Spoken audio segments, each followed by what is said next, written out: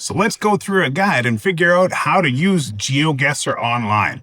We're going to start here inside Zoom. So if the teacher says it's time, you can go into your chat room and click on the code, and that will just open up a new window. Enter in your name, just like I'm going to do here. Please use your real name. We want to make sure we know who got which points and who did the best. So I'll enter in my name, press continue, and just like that, we'll be connected. If by chance you do get knocked out and you go back to GeoGuessr, we also have a code. You'll see a page like this and go right up here where it says join with code.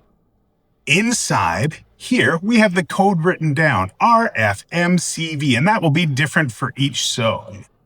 So you can take that, join with code, and put in RFMCV. I just got them mixed up.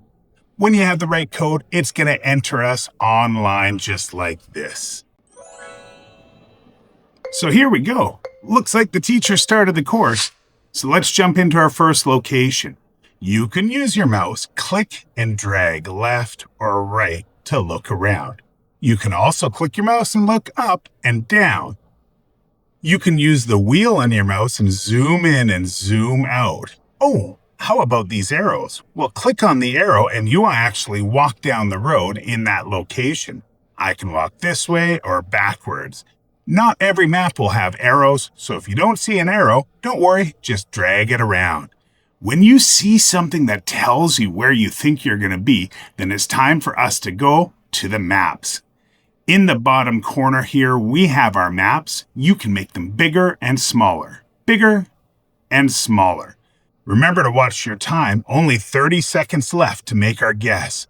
So, we think this is in Egypt. Using the wheel on my mouse, I can zoom into Egypt. I can drag it around on the screen and zoom back out. I think it's close to Cairo, so I'm going to come in close up here, and I'm going to click on the map.